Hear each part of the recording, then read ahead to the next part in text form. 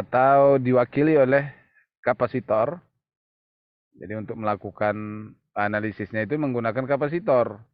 Walaupun di peralatan yang sebenarnya bukan kapasitor.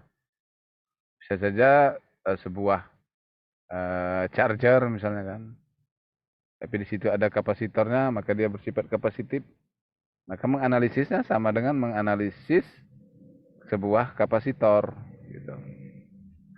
Nah, pada kapasitor, kalau kapasitor itu pada kedua ujungnya diberikan tegangan, maka tegangannya masih tetap V sama dengan Vm sin omega T. Arusnya tetap arusnya lebih cepat Im sin omega T. Ditambah setengah pi atau 90 derajat. Gambarnya seperti ini, seperti yang untuk fase kurvanya itu dilihat di gambar B, bentuk gelombangnya. Fasornya adalah di gambar C. Jadi itu udah lebih cepat dia, udah lebih ke kiri. Sementara V masih di kuadran 4. Nah, maka dikatakan itu cepat atau leading. Nah, leading. Antara V dan I berbeda fasa setengah pi dengan I itu mendahului terhadap V. Nah, gambarnya seperti ini kalau mendahului itu perhatikan baik-baik. Ketika dia dikatakan mendahului itu, ini I mendahului, maka gambarnya seperti ini. Mungkin Anda bertanya, kenapa dia dibilang mendahului, padahal di sini kan nampak terlambat dia kan, yang merah. Nah, karena ini gambarnya nggak lengkap aja nih kan, gambar yang hijau ini seharusnya dibuat lagi ke sampai ke sumbu Y ini. Nah, kalau kita buat ke sumbu Y ini terlihat bahwa dia memang terlambat tegangan ini. Terlambat sebesar 90 derajat karena dia ketika arus sudah di titik nol, tegangan itu masih di negatif. Ketika tegangan masih titik nol, arus itu udah di 0,5, sekitar 0,5 ini. Berarti kan terlambat tegangan. Terlambat nilainya muncul. Nah, ini harus menjadi perhatian ketika kita mau menganalisis rangkaian.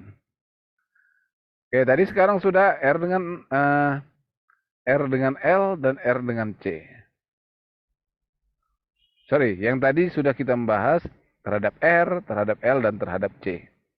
Sekarang kalau dua-duanya dipasang, misalnya R dan L dipasang secara seri, maka hambatan seri antara R dan XL itu dapat menjadi sebuah namanya impedansi. Nah, kenapa dikatakan impedansi? Karena udah ada komponen reaktifnya atau sumbu tegaknya. Kalau resistansi atau resistif itu sumbunya sumbu X. Kalau kapasitansi dan reaktansi itu dan induktansi itu sumbunya sumbu Y. Di mana VR sama dengan I kali R, VL sama dengan I kali XL. Jadi kalau dipasang seri antara R dan L, maka tegangannya adalah tegangan jepit pada R ditambah tegangan jepit pada L, tetapi penambahnya secara kuadrat.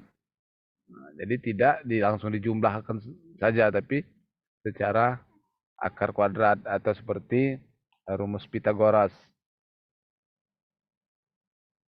Kemudian hambatannya juga, besar hambatannya adalah R kuadrat tambah XL kuadrat, kemudian diakarkan, itulah namanya Z.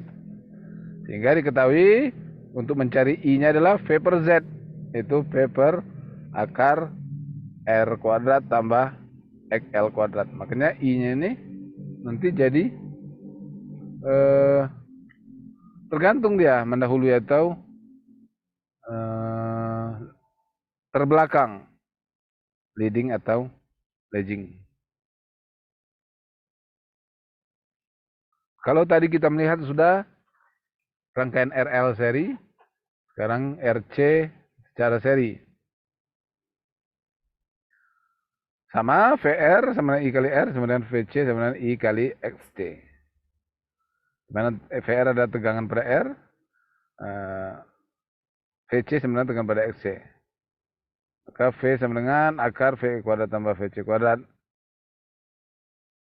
Hambatan juga begitu, dijumlahkan secara vektor atau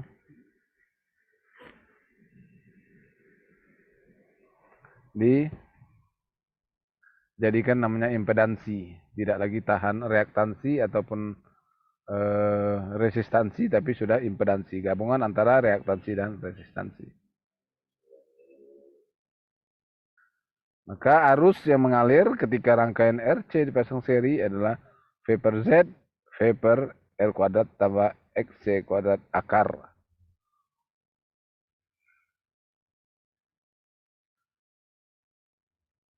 Nah, ini kalau kita mau lihat R dengan C dipasang secara seri.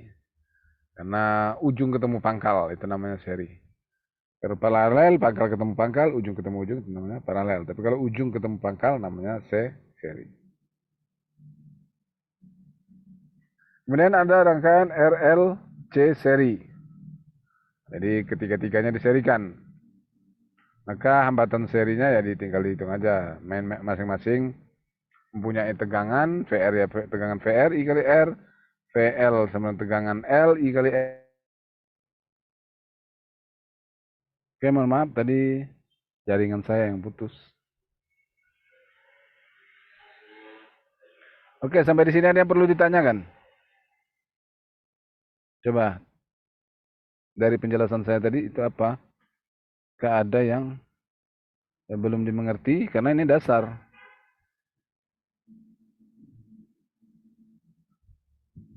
Bagaimana kita tahu respon rangkaian pasif RL dan C kalau kita misalnya tidak tahu apa itu harus bolak-balik misalnya.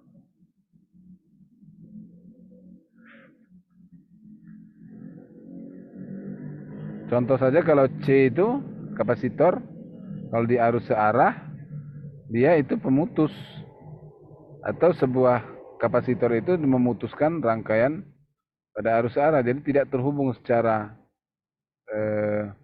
listrik. Berbeda dengan ketika menggunakan arus bolak-balik. Kalau arus bolak-balik ada arusnya, yaitu V per Z misalnya.